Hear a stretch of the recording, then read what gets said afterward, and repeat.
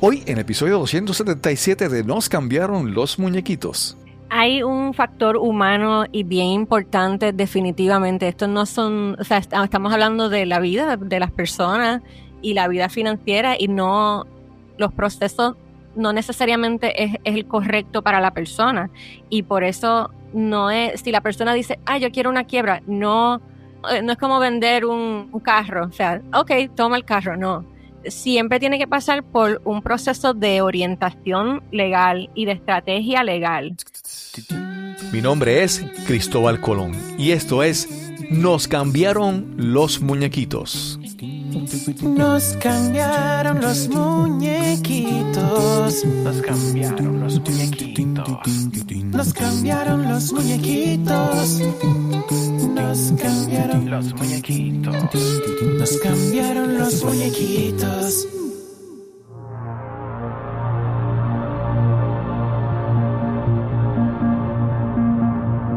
Gracias por acompañarnos en este nuevo episodio de Nos cambiaron los muñequitos. Queremos inspirarte y ayudar a adaptarte al cambio con una historia, una conversación en cada episodio. Nunca he sido pobre, solo he estado en quiebra. Ser pobre es una mentalidad, estar en quiebra es solo una situación temporal. Estas son palabras de Mike Todd, productor de teatro y cine estadounidense, productor del clásico La Vuelta al Mundo en 80 días. Y hoy te incluyo un segundo pensamiento. Los bolsillos vacíos nunca han frenado a nadie. Solo las cabezas y los corazones vacíos pueden hacerlo. Estas son palabras de Norman Vincent Peale, escritor y predicador estadounidense, autor del libro El poder del pensamiento positivo. Hoy hablaremos sobre finanzas y procesos de quiebra. Te presento a nuestra invitada de hoy. Hola, soy la licenciada Selma Dávila, soy abogada de quiebras y asesora en reestructuración empresarial y junto a mi equipo en Almeida y Dávila hemos ayudado a más de 5,000 personas y empresas a resolver sus problemas de deuda con y sin quiebra. Selma Dávila es abogada especializada en temas de quiebras y aunque la información discutida en este episodio aplica a Puerto Rico, los conceptos básicos son comunes a otras jurisdicciones y pueden ser de utilidad a oyentes de otros lugares. Este es el episodio número 277 y conversamos con Selma Dávila. Saludos, hoy vamos a tener una conversación que, es un tema que para alguna gente suena como tabú, suena algo a lo que no quisieran llegar. Y sin embargo hay otras personas que posiblemente tal vez abusen de ese tema, ¿verdad? Pero vamos a hablar de eso vamos hoy a conversar con la licenciada Selma Dávila. ¿Cómo estás, Selma? Saludos, gracias por invitarme. Muy contenta de estar aquí y el tema es bien importante. Sí, especialmente en estos tiempos. Claro. No, entonces es un tema, déjame decir el tema porque no lo hemos dicho. El tema es que vamos a hablar sobre quiebras. Pero entonces en el caso de Puerto Rico, por donde quiera uno escucha esa palabra. Escucha la compañía eléctrica, el gobierno, esta otra agencia o esta compañía, estos individuos. Es una palabra que a veces se repite tanto que posiblemente muchas personas no saben exactamente qué incluye o a qué se refieren cuando hablamos de quiebra. Pero vamos a hablar un poco, como es costumbre en el podcast, con nuestra invitada. Vamos a conversar con Selma. Selma, ¿dónde naciste? ¿Dónde te criaste? Pues nací en San Juan, Puerto Rico, en el Hospital Auxilio Mutuo, by the way. Okay. Estudié aquí en la escuela elemental como hasta el 3er grado y luego me mudé a San Antonio, Texas con mi familia. Okay. Y ahí estudié toda la escuela intermedia. Regresé a Puerto Rico, a San Juan nuevamente, me gradué del Colegio Lourdes en Atorrey y estudié en la Universidad de Puerto Rico, recinto de Río Piedras, ciencias políticas como bachillerato y luego en la Escuela de Derecho también de la Universidad de Puerto Rico.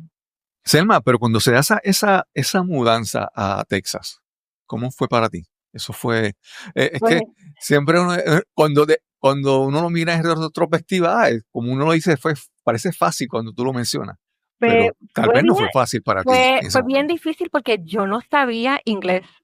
No Okay. sabía inglés nada, sabía decir water, nada más, agua. Así que como quien dice, pues los niños de la escuela donde yo estaba no sabían español tampoco, así que Okay. la comunicación era no verbal todo el tiempo. Así mismo hice amigas comunicando con sonrisas y con señas, lo que sea, Ujú, hasta que me pusieron un programa intensivo para aprender inglés y también en la escuela, ¿verdad? Y también yo veía la televisión en inglés obligatoriamente y claro. ahí pues esa inmersión me hizo aprender el idioma como en 6 meses.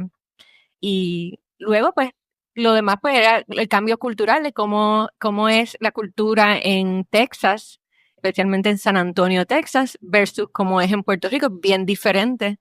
Pero a mí me encantó la experiencia, honestamente, no la cambiaría por nada. Y al regresar a Puerto Rico, porque te ajustas para ir para allá, pero cuando regresas, ese ajuste para acá. Exacto. El ajuste para acá es pues bien diferente, pues ya mi primer idioma entonces ya se había convertido en inglés.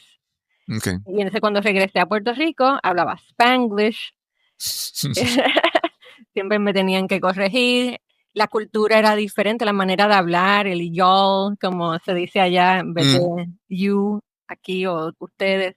El idioma fue parte del cambio y la forma de vida también, pues aquí somos una cultura más de playa, de fiesta, allá es un poco diferente. Y ¿verdad? Un poco difícil, pero tenía unas amistades bien buenas que abrazaban la diversidad. Y ahí empecé, cuando llegué a Puerto Rico, estudié en Buchanan, okay. en la escuela de la base militar. Y asumo que esas mudanzas se dan porque tu papá o alguien en tu familia era militar. Pues mi padrastro Okay. era US Marshal y entonces por eso fueron las mudanzas, sí. Okay. Okay. Y esto es como, nuevamente sencilleces, pero en el momento que ocurren no son sencilleces. A veces para un niño, una niña, una mudanza implica que se le cae todo su círculo de apoyo, todas sus amigas, todos sus amigos. Entonces es como que se desmorona el mundo. En tu caso, Sí. ¿ese aspecto fue fácil o fue difícil? Ese aspecto fue fácil porque me encanta el cambio, siempre me ha gustado, me disfruto conocer nuevas culturas y estar en nuevos espacios. Se me hizo un poco difícil despegarme, por ejemplo, de mi abuelo, que ese sí que Okay. era pues la persona clave para mi vida, pero venía yo pues todos los veranos, venían en las navidades, siempre hablábamos por teléfono cuando no me iba a visitar, pero con las amistades pues uno se mantenía un poco en contacto por el teléfono, aunque claro, con el tiempo uno va, ¿verdad?, separándose por las circunstancias de la vida. Pero fíjate, en ese aspecto no tuve problema. Me Sí, encantó la experiencia de sencillamente vivir en otro lugar con otra cultura. sí.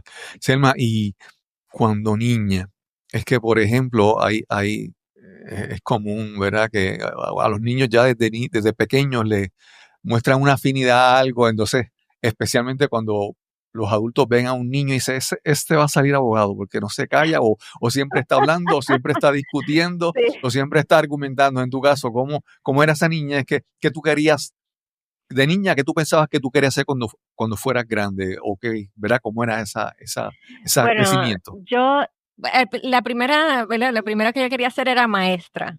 Me Okay. encantaba, me encanta todavía la idea de tener un conocimiento, transmitirlo a otra persona y que la otra persona lo aproveche. Me fascina eso.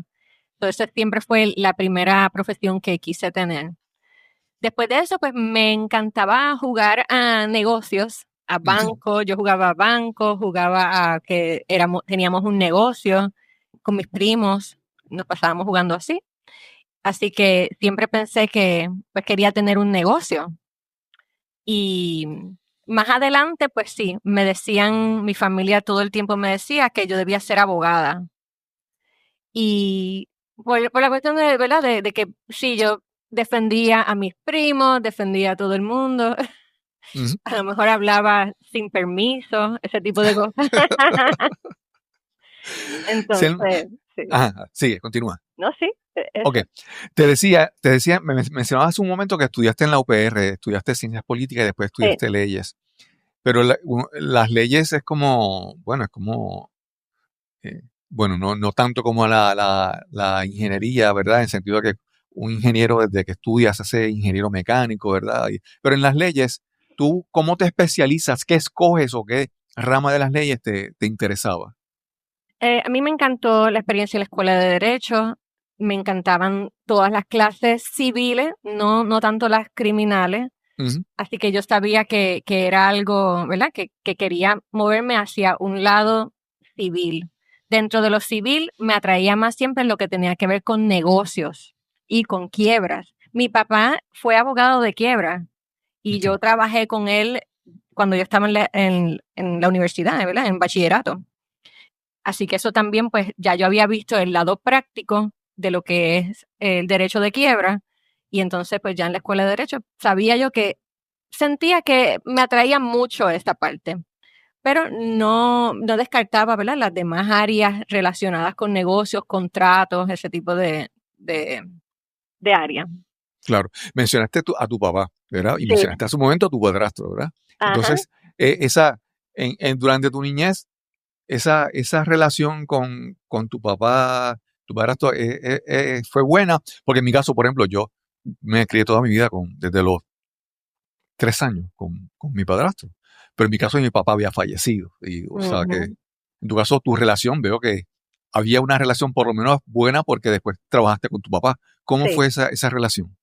Pues sí, mi papá en aquella época, ellos se divorciaron cuando yo era muy pequeña, mi Ok. madre y mi padre, y pues era las relaciones paterno-filiales típicas en aquella época era que los niños estaban con los padres un weekend sí y un weekend no, Ujú. y entonces una Navidad sí, una Navidad no, un verano sí, un verano no, etcétera. Así que siempre observamos eso. Él se mantuvo bien, bastante, ¿verdad? Una relación bastante amistosa con mi mamá, así que siempre, cada vez que había un cumpleaños mío, pues él asistía y teníamos, ¿verdad? Una familia bastante, ¿verdad? Abierta, tranquila. No había esta guerra entre padres ni nada por el estilo. Así que tuvo una relación muy buena con él.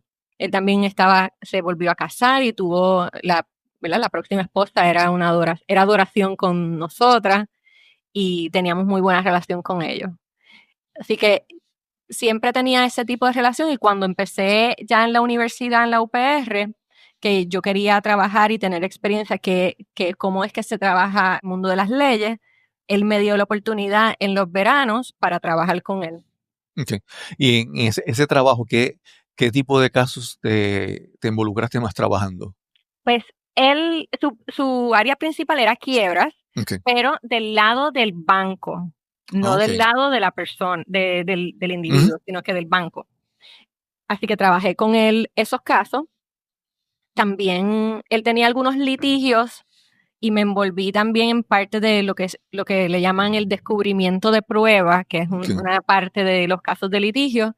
Me envolví haciendo interrogatorios, haciendo contestaciones a interrogatorios, algunas mociones. Él me dio a, ¿verdad? Yo poder probar bien qué son las distintas partes de un caso y cómo se trabajan los distintos aspectos de un caso de quiebra del lado del acreedor. Claro. Claro, como principiante, súper principiante, yo estaba en la escuela, no estaba en la escuela de Derecho todavía, estaba en Ujú. bachillerato, pero me encantó la experiencia, sí.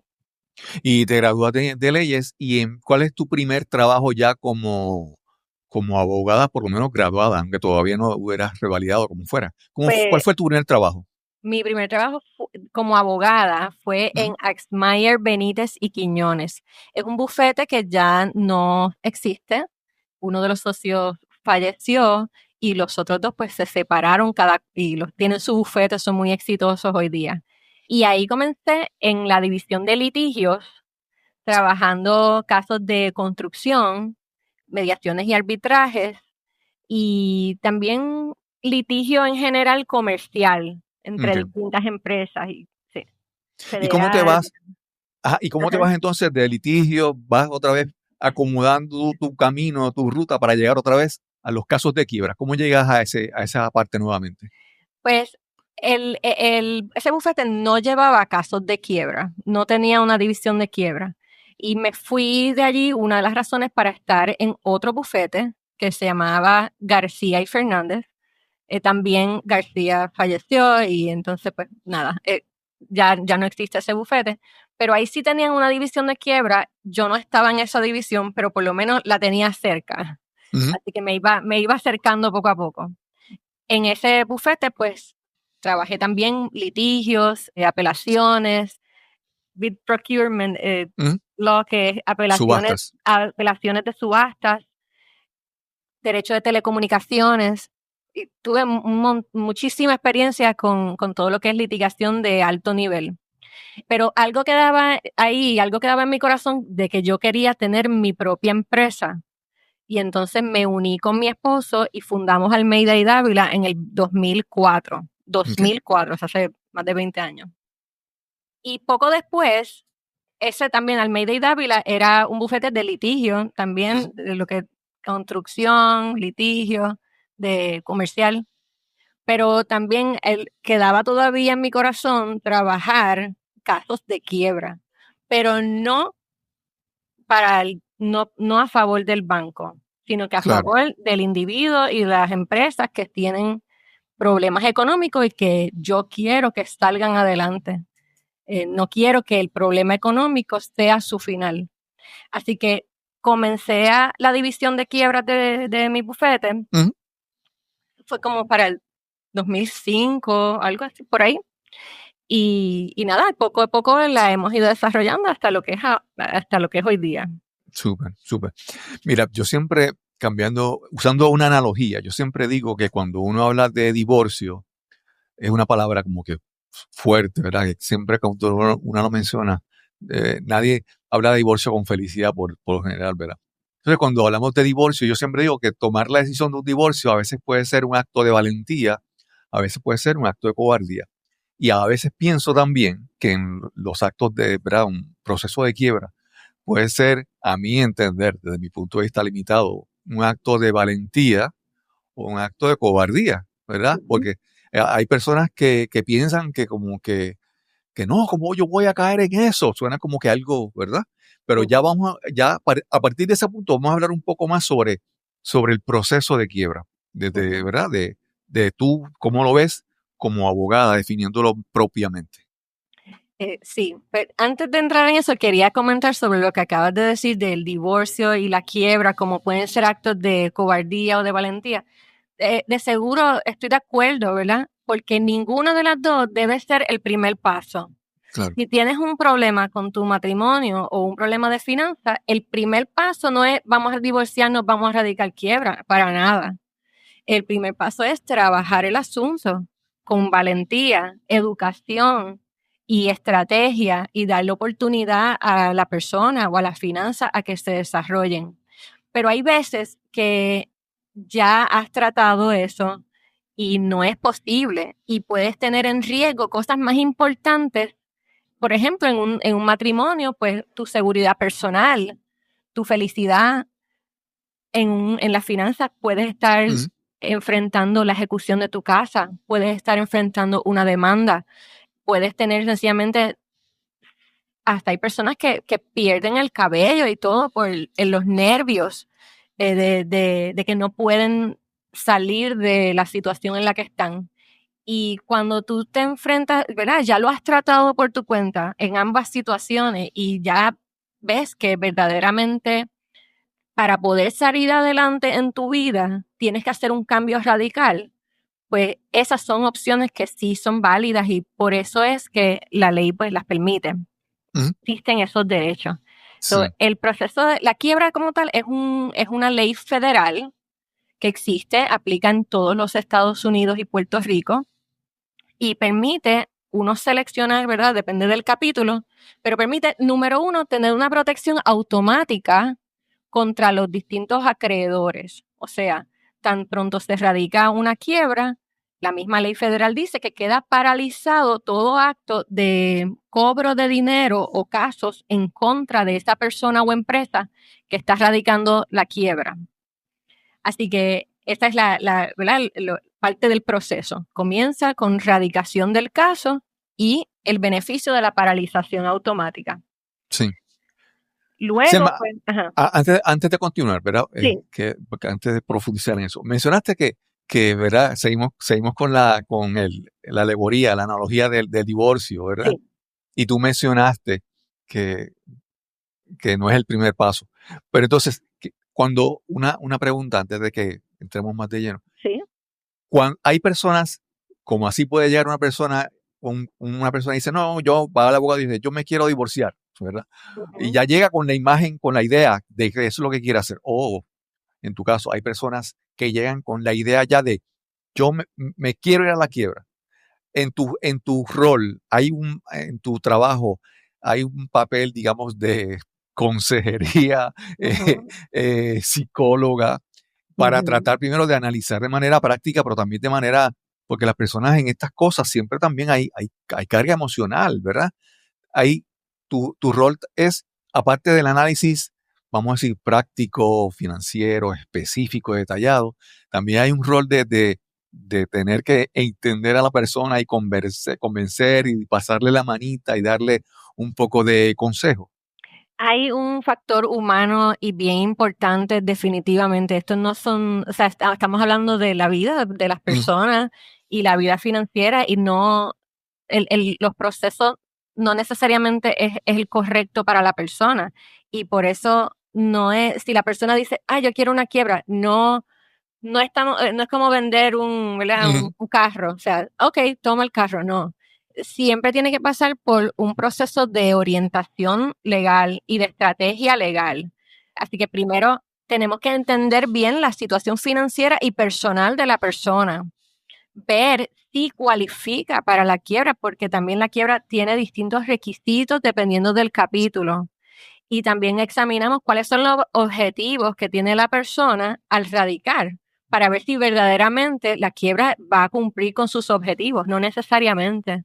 claro, A todas las personas que llegan a nosotros les orientamos no tan solo personalmente en las citas de estrategia legal que hacemos, sino que también los invitamos a nuestros recursos gratuitos sobre la quiebra, para que ellos mismos muchas veces descubren a través de nuestros recursos gratuitos que no hace falta, ¿verdad? En su caso, que pueden resolver de otra manera.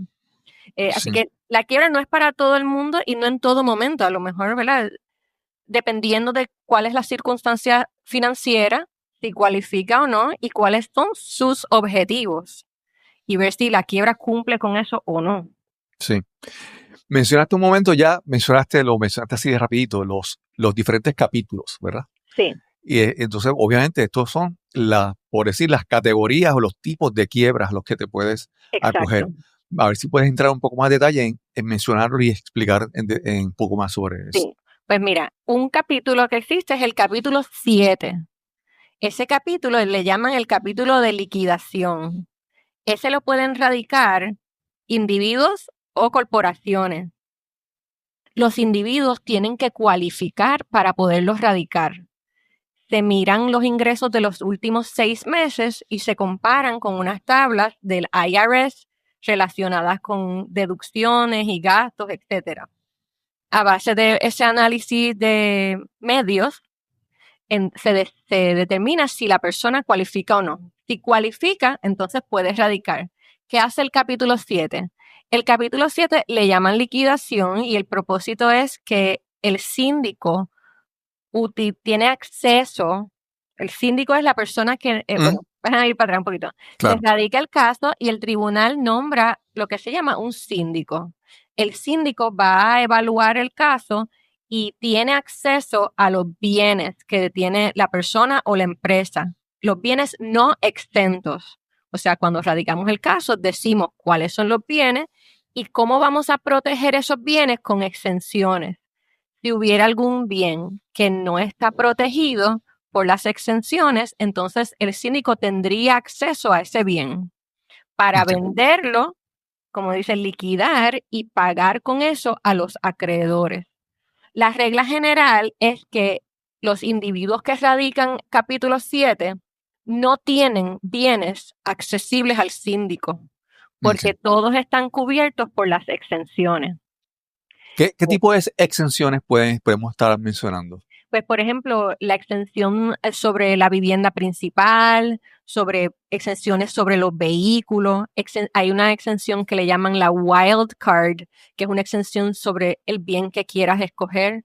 Hay exenciones para joyería, para bienes del hogar, o sea que hay muchas exenciones. Pero, por ejemplo, si eres dueño de una propiedad de inversión de $1 millón y no tiene deuda, pues lo más probable es que no, o sea, no vas a tener una exención que va a cubrir ese equity de $1 millón en una propiedad de inversión sin hipoteca. Sí. Pero la regla general es que los individuos que radican en capítulo 7 no tienen ningún bien que no esté cubierto por exenciones. Y esa es parte del análisis que se hace antes de radicar, y que la persona que vaya a radicar quiebra tiene que estar clara de que ese análisis sí se hizo en su caso y cuál es el resultado de ese análisis. Porque la persona no quiere sorpresa después de que se radique el caso. Sí. En las corporaciones no tienen derecho a estas exenciones. Una corporación que ya quiere liquidar, ya dice lo que quiere dar, no se puede más, hay que cerrar la corporación, puede radicar un capítulo 7 y el síndico se encarga de vender cualquier inventario que quede, cualquier propiedad que quede, y con ese dinero pagar a los acreedores hasta lo que dé. Cualquier parte que no dé para pagar, así sea de individuos o de corporaciones, entonces es lo que se descarga, lo que le llaman el descargo, que es como si fuera un perdón de esas deudas por parte de una orden del tribunal.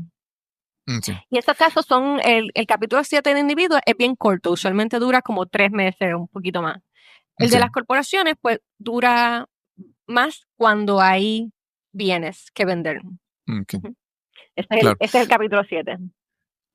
Y entonces, aparte del 7, ¿hay otro más? Sí, está el capítulo 13, el capítulo 11 y el subcapítulo 5 del 11, pues, pero ese lo hablamos en conjunto. El capítulo 13 es un capítulo de reorganización, le llaman o reestructuración de deuda, plan de pago.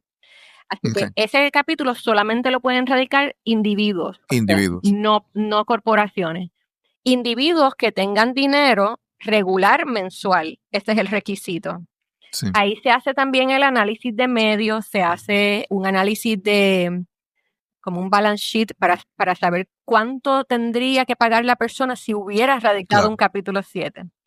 Se hacen distintos análisis y con eso se configura un plan mensual que esta persona va a pagarle al síndico y de 3 a 5 años, y el síndico reparte ese dinero entre los acreedores. Eso tiene mucho que ver con la capacidad de pago de la persona. ¿Cuál es el plan? Pues también depende mucho de la capacidad de pago de la persona. Ese plan incluye todas las deudas, excepto deudas que sean, por ejemplo, a largo plazo. Por ejemplo, la casa. Pues si tienes atrasos en la casa, los atrasos entran en la quiebra, pero el pago mensual regular de la quiebra no tiene que entrar en la quiebra. Usualmente se deja afuera y la persona sigue pagando lo mensual. Pero el carro muchas veces se incluye completo dentro de la quiebra, préstamos, todo tipo de préstamos, todo tipo de tarjeta de crédito, otro tipo de deuda. Y se hace este plan para pagar mensual cualquier cosa que el síndico no haya podido pagar con esa mensualidad, es lo que se descarga al final del camino. Hay algunas deudas que no descargan, son las menos, pero, por ejemplo, la hipoteca a largo plazo no va a descargar, pues si todavía te quedan 20 años para pagar la hipoteca, después de terminar la quiebra, vas a seguir pagando la hipoteca, ¿verdad? Por tu cuenta. Claro. Cuando menciona básicamente el capítulo 13 es como por decirlo en términos que se pueden entender, es como un respiro, ¿verdad? Sí. Es como que... Es como si fuera una consolidación. Exacto. Claro. Y entonces también una de las cosas que afectan mucho, a mi entender, tú me explicas, ¿verdad? Tú me aclaras. Y es que cuando tú llegas a este punto de considerar el capítulo 13, es que ya tú tienes unos problemas con unos deudores que ya te están llamando, te están quitando la paz, la salud mental, y parte de esta protección es como que ya nadie más tú entras en este plan de pago y tú no debes recibir o llamadas ni esas presiones de pagar de los acreedores. Exacto. Es básicamente como que, mire, hold your horses, todo el mundo paren ahora Sí, mismo, sí. yo me voy a quiebra y yo voy a hacer un pago nada más y el síndico te da lo que te toque. ¿Ok? Yo voy a Claro. pagar lo que puedo y lo que... No es lo que puedo todos los meses, lo que me sobró este mes, no. Es No. es un plan organizado. Desde el día 1 que se radica el caso, se decide cuál es el plan. ¿Cómo es que se va a Sí. repagar todo o parte de la deuda? Usualmente en estos casos, las personas pagan menos del 10% de la deuda. O sea que también Claro. tienen el beneficio de que no solo hacen un plan de pago, no solo detienen a todos los acreedores, sino que muchas veces te reduce esa deuda significativamente. Y también paran de correr todos esos intereses de las tarjetas de crédito, por ejemplo, Exacto. que un plan de reorganización fuera de la quiebra, pues no se detienen los intereses. Así que es como, vamos a paralizarlo todo como está, vamos a crear un plan que yo pueda pagar y vamos, ¿verdad? Que cumpla con todas las de la ley, por Claro, supuesto. claro. Y entonces se paga y el síndico un pago al síndico y el síndico reparte. Claro. No, y es como una protección, pero eso no quiere decir que, por ejemplo, ay, que respiro, ahora voy a empezar a cambiar mis hábitos de consumo, entiéndase, ahora me voy a ir de vacaciones y todo eso, no, No. es tu responsabilidad, sigue durante ese proceso hasta que tú puedas cumplir con todo eso. Parte del proceso es divulgar el presupuesto mensual de la persona. Ujú. O sea que debe de ser un presupuesto medido, ¿verdad? Para que el mejor esfuerzo de la persona para repagar la mayor cantidad de Claro. deuda posible. Así que ¿verdad? La expectativa del tribunal y de todos los participantes en el proceso de quiebra es que la persona, pues, durante ese término de 3 a 5 años, pues, sea medido en los gastos y verdaderamente haga su mejor esfuerzo por pagar lo más que pueda a los acreedores, claro, sin sacrificar una calidad de vida normal, básica, Claro. buena, ¿verdad? Buena, que pueda pagar su luz, su agua, sus cosas, pero que Exacto. también pueda pagar la deuda. Sí. Hay algo que se menciona mucho, ¿verdad? De esto, no sé, ideas que las personas tenemos. Es que uno dice, ay, no, pero es que si me voy a una quiebra, se me va a dañar el crédito o eso me va a afectar el crédito por tanto tiempo, ¿verdad? ¿Cómo funciona eso de cómo se refleja la duración de esa quiebra en, digamos, los informes de crédito, todo eso? ¿Cómo afecta ese tiempo? ¿Cómo es? Lo máximo que dura una quiebra en el reporte de crédito son 10 años. Ok. Pero igual, si tienes una ejecución de hipoteca o una demanda de cobro de dinero, pues también son aspectos negativos que puedes tener en tu reporte si no estás en quiebra. Claro. Igualmente, la falta de pago regular de tarjetas de crédito, pues afecta el crédito. Usualmente, el impacto en el crédito es así. Usualmente la persona que radica quiebra no tiene crédito excelente. Ya, Claro. porque ha tratado por su cuenta de hacer Ujú. sus planes, de pagar y no lo ha logrado, pues usualmente no tienen crédito excelente. Una vez radican quiebra, el crédito baja porque es un impacto negativo en el reporte. Pero una vez logran el descargo, el reporte de crédito mejora, Ujú. mejor de lo que lo tenían cuando radicaron. ¿Por qué? Claro. Porque hay un descargo de las deudas de gran parte, si no todas, las deudas que tenía. Y de repente, Sí. pues, tiene entonces mejor puntuación. Sí. Selma, una pregunta. Porque cuando tú entras en este proceso de quiebra, tú estás entrando en un compromiso. Yo asumo que hasta cierto punto hay un contrato, decirlo de una manera, ¿verdad? La validez de un contrato. Si tú negligentemente, con intención, no porque algo te pasó o algún problema de salud, un accidente, no. Cuando tú por tu propia voluntad, con tu conducta, tus hábitos de consumo, fallas en esto, eso es una falta, es un delito, es algo civil, es algo. ¿Qué implicaciones o consecuencias puede tener uno no seguir este plan que se preaprobó, se aprobó ya para tu deuda? El plan, cuando se aprueba, se convierte en una orden del tribunal. Okay. Así que no es más allá, de una fuerza más allá de un contrato, ¿verdad? Ujú. Porque es una orden judicial. Cuando la persona no puede pagar eso y tiene razones válidas para no pagarlo bien, puede solicitarle al tribunal un plan modificado. Y eso, ¿verdad?, ocurre con frecuencia porque estamos hablando de 3 a 5 años de la vida de alguien. 1000 cosas pasan en el camino y a veces hay que modificar esos planes y eso está permitido. Claro, el tribunal lo tiene que aprobar. Cuando la persona no tiene razón alguna, que sencillamente pues está abusando del proceso, por ejemplo, lo que va a ocurrir es que o un acreedor o el síndico va a radicar lo que se llama una moción para desestimar el caso. Y cuando la radican, ¿verdad?, la persona que está en quiebra puede contestarla, puede oponerse, pero tiene que poner al tribunal en posición de que sí, ¿verdad?, no me desestima el caso, yo tenía una razón válida. Pero si la persona no, por ejemplo, no le aparece a su abogado, el abogado no sabe qué tiene que contestar o cosas así, pues el tribunal va a desestimar el caso. O si las razones que se presentan no son suficientes para, como el tribunal, ¿verdad?, entiende que debe ser, le va a desestimar el caso y pierde toda la protección que tenía cuando radicó. Okay. Cuando pierde la protección es que entonces vuelve nuevamente. Como estaba. Sí, si tiene una deuda y el acreedor entiende que va a ser un proceso digamos, se me fue la palabra en este momento, pero de ejecución, por exacto. Ejemplo, ajá. Pues, De pues confiscar un vehículo, correcto, llevárselo, pues, todas esas cosas, ya no hay esas protecciones. Ya no hay protecciones, ellos van a comenzar nuevamente donde sea que se hayan quedado. Si es un acreedor de hipoteca, por ejemplo, y ya tenía sentencia en el caso estatal de ejecución de hipoteca, pues va a proseguir ya con la subasta. O si es una reposición del carro, pues si tiene que enviar una carta adicional, la envía y ya a los pocos tiempos pues va a reposeer.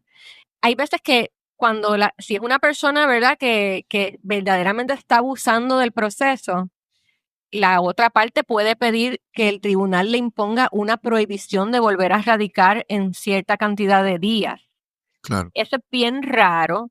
La realidad es que por lo menos yo llevo 20 años haciendo esto y o sea, son muy contados los casos que yo haya visto, ya sea de mi práctica o de la práctica de otros abogados, que verdaderamente sean abusos. O sea, la Sí. overwhelming majority, la gran mayoría son personas honestas que necesitan, verdaderamente lo han tratado todo y necesitan una ayuda, incluso posterior a la quiebra. Hago una pausa en esta interesante conversación con Selma Dávila porque quiero mencionarte algo muy importante. Y es que quiero anunciarte que ya está publicado y disponible mi primer libro, Cueva Ángeles, Lecciones desde lo más profundo. Y te cuento de qué trata este libro. A principios de la década de los 90, comencé en lo que originalmente era un pasatiempo para mí, la exploración de cuevas, o mejor conocido como espeleología. Pero después este hobby se convirtió en algo muy importante en mi vida. En este libro comparto la historia de una de las primeras exploraciones en las que participé en Cueva Ángeles, Puerto Rico. En esa expedición ocurrieron muchas cosas, muchas dificultades, mucho aprendizaje. Lo que comenzó ese día en esa experiencia y continuó después durante tantos años en la espeleología, transformó mi vida. Aprendí muchas lecciones, muchas de estas las he incorporado a mi vida profesional, a mi vida personal, mi vida fuera de una cueva. En este libro, Cueva Ángeles, Lecciones desde lo más profundo, comparto 10 lecciones que me han ayudado a vivir mejor, que han sido muy importantes en mi vida. Todo superpuesto en la narración de esa primera exploración en esta impresionante cueva, donde enfrentamos la crecida del río Camuy y quedamos atrapados por horas. Desde ese momento, aprendí a manejar el miedo, a prepararme mejor, a apreciar a las personas que me acompañan en el camino y a dejar de sentirme como una víctima. Te recomiendo que visites la página cuevaangeles.com. Ahí encuentras información sobre el libro y dónde puedes conseguirlo. También podrás ver las próximas presentaciones y actividades del libro y suscribirte a nuestra newsletter para que te mantengas informado sobre las noticias. Recuerda, visita la página cuevaangeles.com. Y regresamos a la conversación con Selma Dávila. Selma, mencionaste, cuando estabas hablando del capítulo 7, mencionaste como que no exentos y unas exenciones. Y hay un concepto que he escuchado, ¿verdad? Que es la escritura del hogar Sí. seguro. No sé si es Sí. así que se llama, ¿verdad? ¿Qué son esas exenciones o qué son esas protecciones que tú, por ejemplo, te mencioné lo de la escritura de hogar seguro? Esto es algo que tú puedes hacer desde antes de considerar un proceso. Háblanos un poco Sí. sobre eso, de exenciones y protecciones antes de empezar un Pues proceso. esa que se puede hacer antes de comenzar el proceso es la de hogar seguro. Es un acta notarial, es como si fuera una escritura, se hace ante notario, pero no es una escritura completa porque es solamente de una parte. Es la parte Ok. declarando que esa es su propiedad principal. Eso se hace ante un notario, llena, ¿verdad?, esa escritura, la persona la firma y se inscribe en el registro de la propiedad. Esta ley que permite hacer ese tipo de acta, lo que da es, si vas a radicar quiebra, bueno, déjame darles un poquito de rewind. En las quiebras, uno tiene dos opciones para escoger exenciones. Uno puede decir, yo voy a reclamar las exenciones estatales, que son las de Puerto Rico, las que proveen las leyes de Puerto Rico. O voy a seleccionar las exenciones federales, que son las de las leyes federales.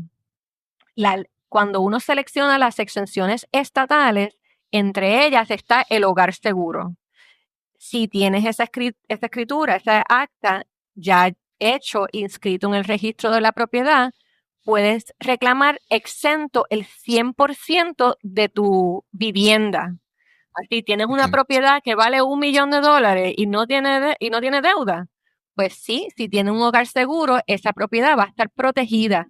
Y no tan solo no te la van a quitar en un capítulo 7, sino que también en un capítulo 13 no pueden contar ese valor como contabilizado para calcular un plan. Vamos a ponerlo así. Claro.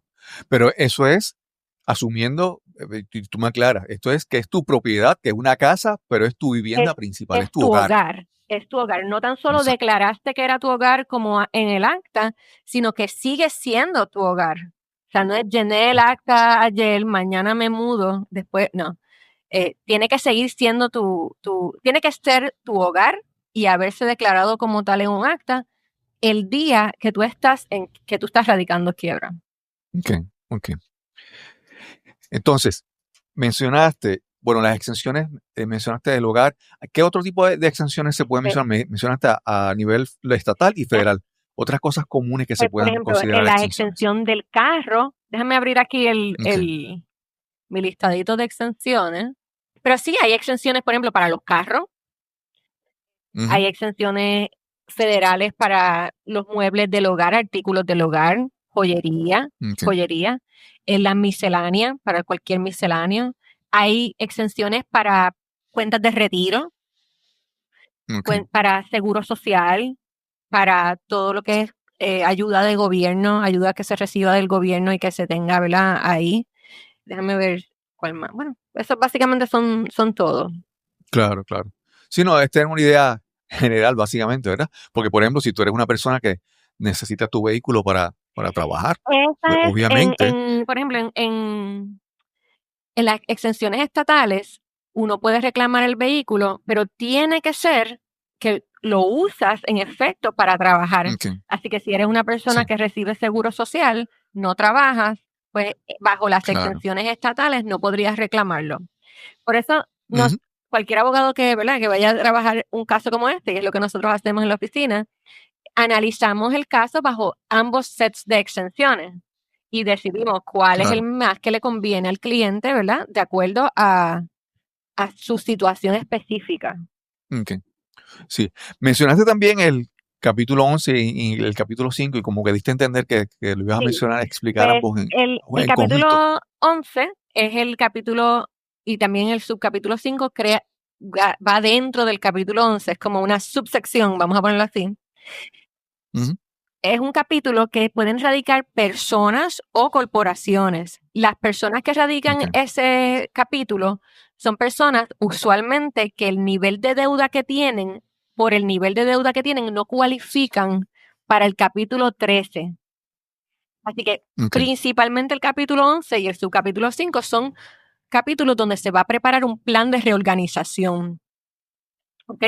Ok. En el que se va a repagar todo o parte de la deuda. Usualmente también es solamente un % de la deuda, dependiendo de muchos análisis que tenemos que hacer. En el capítulo 11, a veces parte del plan de reorganización es liquidar algunas cosas, liquidar algunos activos, vender algunas propiedades, pero es un plan que propone la persona que radica la quiebra o la empresa que radica la quiebra. El subcapítulo 5 es es parte del capítulo 11, pero es un proceso acelerado de confirmación y de caso, de manejo del caso. Solamente Ok. para ciertos grupos de small business debtors. Ok. ¿Okay? Ok. Así que tienes que cumplir con otros requisitos para caer bajo el grupo acelerado. No necesariamente el ser acelerado es mejor. Eso hay que analizarlo caso a caso, porque a diferencia de los otros capítulos, en el capítulo 11 no hay un síndico. El síndico Ok. es el propio deudor. O sea, la propia persona o empresa que radica quiebra es el que va a manejar el repago a los acreedores. Así Ok. que es un poquito... Sí, y entonces en eso, cuando hablas de que el que se acoge al capítulo 11 es el que no hay un síndico, también hay que someter una serie de Sí, informes o documentación periódica al tribunal. correcto. Hay que radicar informes de progreso mensual, monthly operating reports, es como se le dicen en inglés, Ujú.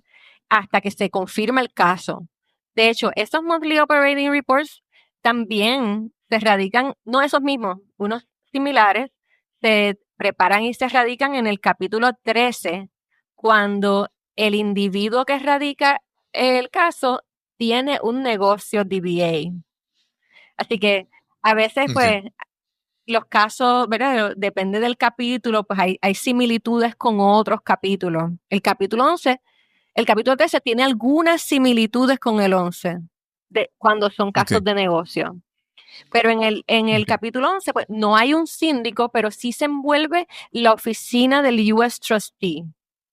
Entonces, Ok. es un proceso más complejo, más prolongado, más intensivo, vamos a ponerlo así, más costoso también, pero claro, es para manejar casos más complejos. El capítulo 13 es para manejar pues casos más sencillos, como quien dice.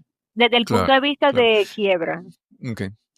Selma, mencionaste en un momento el síndico, también obviamente el abogado que trabaja la quiebra tiene unos honorarios. Yo me he encontrado con personas que me dicen que están, obviamente ese en su desconocimiento de lo que está pasando, ellos piensan que están tan mal económicamente que no van a tener dinero para pagar el abogado para hacer la quiebra. Entonces, quisiera que me hablaras un poco sobre, por ejemplo, los honorarios de un síndico, de dónde salen esos honorarios, los honorarios de la persona, del abogado que ayuda, cómo se procesa ese pago en una persona que está preocupada por el dinero. Pues los honorarios del síndico siempre se pagan en un capítulo 13 del plan, del mismo plan. O sea, esa Ujú. mensualidad que el cliente, ¿verdad? O que el individuo que radica quiebra le paga al síndico, el síndico Ujú. coge para sí cerca de un 10%. La cantidad puede variar, entiendo que ahora mismo está en un 10%. Así que Ok. no es un pago adicional que hay que hacer. En capítulo 13 también, los honorarios de los abogados usualmente se dividen entre lo que es el depósito y el resto de los honorarios. Usualmente el depósito se paga antes de radicar y el resto de los honorarios se incluyen como parte del plan. Entonces, la persona hace un pago al síndico y el síndico reparte ese pago entre los acreedores, los honorarios del síndico y los honorarios del abogado. Así que usualmente es así en un Claro. capítulo 13. En un capítulo 7, los honorarios de abogado se tienen que pagar por ley antes de radicar el caso. Porque si quedara algún Ok. honorario pendiente luego de trabajo realizado antes de radicarse el caso, el abogado se convertiría en un acreedor y tendría conflicto de Ok. intereses. Es como medio, Sí, sí, te entiendo, te entiendo. pero bueno, Sí. por trabajo posterior, hay abogados que Ujú. sí pueden cobrar por trabajo posterior a la radicación directamente a la persona que radica. El Ok. síndico en un capítulo 7 cobra de dos maneras. Número uno, como parte de los filing fees, de los cargos de erradicación de cada caso, una porción de ese filing fee o cargo de erradicación es para pagárselo al síndico. Es como un sello de Claro. erradicación que se paga Ujú. electrónicamente, allá el tribunal lo reparte, ¿verdad? Y le da al síndico. Pero si el síndico va a hacer alguna liquidación, que vende alguna propiedad o algo así, pues tiene derecho a cobrar de lo que distribuya a los acreedores. Y la tabla de cuánto cobra es un poco complicada porque depende, son unos tiers diferentes dependiendo Ujú. cuando va aumentándose la cantidad. Hay una fórmula para eso. No es por hora, vamos a ponerlo así en cuanto a ellos. Es con una Claro, claro. fórmula de acuerdo a lo que distribuyen. Igual el síndico Sí, de 13. sí. En el capítulo 11, como no hay síndico, la persona que radica quiebra tiene que pagar los honorarios de abogado directamente al abogado. Así sea, pues primero es un Ok. depósito y luego se van radicando facturas en el tribunal. Cuando el tribunal las aprueba, entonces la persona tiene que pagarlas directamente al abogado. Sí, yo creo que lo cubrí. Sí, Selma, sí, hay algo muy, muy importante. Hemos estado hablando de capítulos y de documentos y de tribunal y de síndico, es todo bien técnico, ¿verdad? Dentro de Sí. la jerga de un abogado. Pero yo pienso que, digamos, que el rol de un abogado de quiebras se puede parecer un poco al rol de un médico cuando una persona tiene una enfermedad, qué sé yo, crónica o tal vez de vida o muerte, ¿verdad? Eh, y entonces, uno quiere que la persona esté capacitada, que tenga el conocimiento, pero también uno quiere como que, ay, que me acompañe, que me haga sentir bien en Ujú, este proceso, claro, ¿verdad? Que sea una persona humana, que me pueda, que haya empatía, ¿verdad? definitivo. Y me parece que hay algo de eso. Entonces, quiero que me hables un poco sobre ese aspecto que ese aspecto no se pone en una tarjeta de presentación del abogado o en una promoción ¿verdad? Un letrero de la oficina del abogado. Eso se descubre en el trato de Sí, cliente-abogado. definitivo. Pues esa para mí es parte importante cuando nosotros comenzamos nuestra práctica, que la empatía y, ¿verdad? Esa sensación de que te entiendo, estoy aquí para ti y de más allá de lo técnico, que fuera parte de todas nuestras interacciones con los clientes. Y eso, aunque no se ve en una tarjeta de presentación, lo puedes mirar en los Google Reviews que dejan, ¿verdad? Claro. De los distintos lugares y ves patrones a veces dependiendo de la oficina, cómo es que funciona. Cada cual es diferente. Para nosotros es extremadamente importante que el servicio no tan solo sea el servicio técnico de erradicar el caso, sino que incluya el apoyo humano. No somos psicólogos, no tenemos esa licencia ni nada por el estilo, pero sí el tipo coaching, tipo escuchar, entender bien a la persona es algo bien Ujú. importante para nosotros. Dedicarle este Sí, tiempo, sí. sí. Esta pregunta, yo siempre hago algunas preguntas y digo, mira, esto es grabado, esto se puede editar. Si esta pregunta no la quieres contestar, siempre, ¿verdad? Lo decimos. Pero ha pasado, por ejemplo, que digamos, para dar un ejemplo, hemos visto tal vez un pastor que ha aconsejado a muchas parejas para que fortalecer su matrimonio y termina en un divorcio, ¿verdad?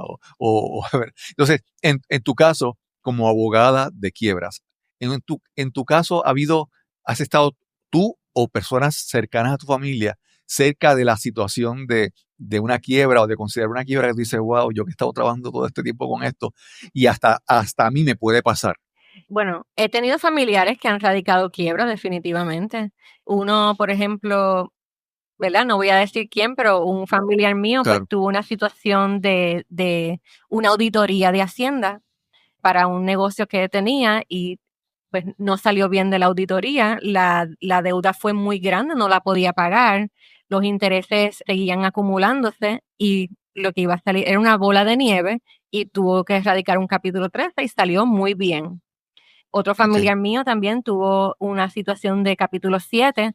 De hecho, ellos no radicaron conmigo, eso fue antes de yo ser abogada de quiebra. Tuvo otro familiar que tuvo una deuda de médica, un procedimiento Ujú. dental que le hicieron, que se lo hicieron mal, by the way, que también, o sea, tenía el derecho a una demanda, pero Sí, era algo que tampoco podía pagar y porque también tenía que pagar la restauración del mal trabajo que le habían hecho. Y okay. entonces no pudo con el asunto y radicó un capítulo 7. Y Sí, en mi familia han habido otras personas también que pienso yo que debieron haber aprovechado la quiebra, porque la realidad es que a veces uno vivir años y años y años cohibiéndose de todo porque tienes deudas que no puedes pagar, es fuerte. Y a sí. veces hay unos cuantos que pues sí, Ujú. debieron haber, ¿verdad? Sí. No, y te hago la pregunta porque muchas veces algunas personas pueden pensar que una quiebra es porque alguien era un botarata, una persona que en muchos casos puede ser Claro. así, que o sea, tiene unos hábitos de consumo, ¿verdad? Y un conocimiento financiero casi nulo, ¿verdad? Y entonces entra en unas prácticas que terminan, pero hay personas que, como mencionaste, un proceso médico o una enfermedad o algo que puede, entonces, esto le puede pasar a cualquiera, aún las personas Que que se sí, cuidan, vamos a decirlo de esa exactamente. manera. Mi experiencia es que la mayoría de las personas que radican quiebra, por lo menos en nuestra oficina, no es porque tienen pobres hábitos de consumo, es porque han Ujú. cambiado sus circunstancias los Claro. costos de la vida aumentan. Mira, déjame ver, yo tengo por aquí la estadística, pero hay un nivel en Puerto Rico de fragilidad financiera bien grande. Déjame buscar aquí, tengo el número. Y me parece que esa fragilidad va a seguir aumentando esa estadística porque, Correcto. Mira, en un estudio que vi recientemente de FINRA, Investor Education Foundation, dice que el 47% de los adultos en Puerto Rico sufren de fragilidad financiera. Y eso significa que ellos no pueden afrontar un gasto inesperado de $2,000. ¿Ok? sí, Y esos que van de de mes mes a a mes, mes, de verdad. Y apagando fuego. apagando fuego. Así que cualquier peldaño en el camino, que la vida ocurre, o sea, la vida, ¿cuántas cosas no pasan en la vida? Claro, Los puedes sacar fuera y ponerlos en peligro hasta de, ¿verdad? De todo tipo de peligro. claro, claro. También el 39% de los adultos en Puerto Rico gastan más de lo que ingresan, pero no necesariamente es solo por el hecho de tener malos hábitos de gasto, sino que porque los gastos están aumentando. Hay una inflación Sí, increíble y los gastos de la energía eléctrica, de la claro. comida, de todo. ¿Qué no? Sí, sí, sí. Sí, yo siempre he pensado que uno dice, yo me caso por el amor y voy a ser feliz por el resto de mi vida, Ujú. forever and ever. Y yo, una de las cosas que he visto, mi experiencia y de otras personas, es que el aspecto económico afecta mucho la salud del matrimonio. Entonces, me da la impresión de que si en un matrimonio hay problemas financieros y esos problemas financieros pueden ser aliviados, tal vez con un proceso de quiebra, pues se refleja entonces en el bienestar de tu matrimonio, de tu familia, la tranquilidad de tu hogar, porque todo el mundo va a estar más relajado y más tranquilo que si tiene la presión de estar huyendo a los acreedores, de estar escondiendo el carro para que no te lo lleve el Así banco, por mismo. ejemplo, ¿verdad? Sí. Sí. Selma, y aparte de tú a trabajar con clientes, ¿haces algo más? ¿Tienes cursos, das talleres, tienes podcast? ¿Te dedicas más también a la educación sobre el tema antes de que las personas tengan que necesitarte como Sí. abogada. Ahora mismo lo que tengo son recursos digitales en mi página de Ujú, internet y en la página de mi bufete, que son ujú, guías que cualquier persona puede leer, y tengo unos newsletters. Tengo ahora mismo 3 newsletters, uno dirigido para empresarios nada más, de cómo reestructurar las finanzas empresariales y sus negocios, otro de finanzas personales, y tengo otro que ahora voy a lanzar mi podcast y el newsletter relacionado con el podcast. El podcast se llama El Comeback Empresarial. qué chévere. Sí, empezamos a grabar ahora este viernes y ya Okay, esperamos que salga al aire el 1 de abril. Va a salir todos los martes a las 5 de la mañana por okay, YouTube, por Spotify y por Apple.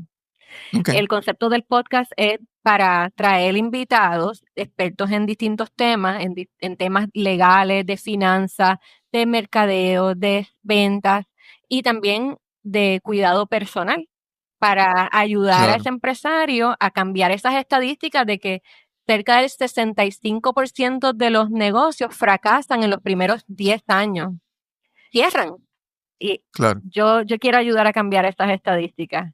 Yo quiero que Okay. tú tienes una misión, tú tienes un llamado de hacer ese negocio, es por algo, hace falta lo que tú tienes que dar.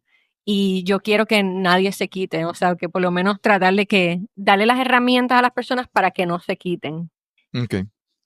Mencionaste entonces tu página web, pero Ah, no diste la sí, dirección. selmadavila.com, Ujú, y la de mi bufete es almeidadavila.com.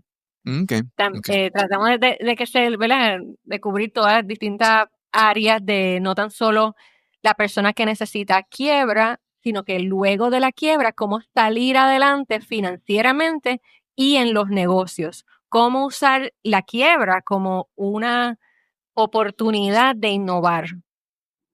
okay. Te quiero hacer una última pregunta. Nuevamente, puede ser difícil. Y es que cuando hablamos de quiebra, hablamos de todo esto, estamos en un entorno, ¿verdad? Uno vive en un sitio y, por ejemplo, si vivimos en un país próspero, digamos, pues entonces uno mira alrededor y ve las noticias y todo es prosperidad y uno puede sentirse más optimista a ciertas cosas. Pero en Puerto Rico, como mencionamos, hablamos al principio, la quiebra de la compañía eléctrica, el gobierno, Junta de Control Fiscal, todas esas cosas pueden afectar entonces, ¿verdad? Eso es lo que uno ve en la noticia, en el mundo exterior. Uno puede pensar que uno es un reflejo de eso, ¿verdad? Cómo uno puede protegerse, qué tú recomiendas a las personas para que uno sienta de que independientemente de que eso pase afuera, tu situación depende de otras cosas y tú puedes tener un control sobre De- eso, más allá de lo que está pasando afuera. Definitivo.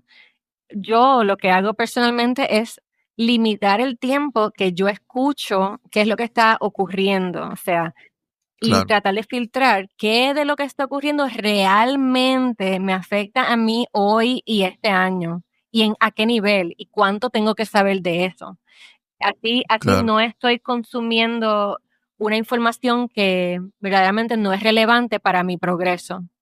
Y claro. siempre estoy leyendo por lo menos un libro. Usualmente leo 2 a la vez Ujú. y escucho podcast, y me trato de llenar de eso, de qué es lo próximo para mi vida y qué libros me voy a estar leyendo, alguno de negocio, otro personal.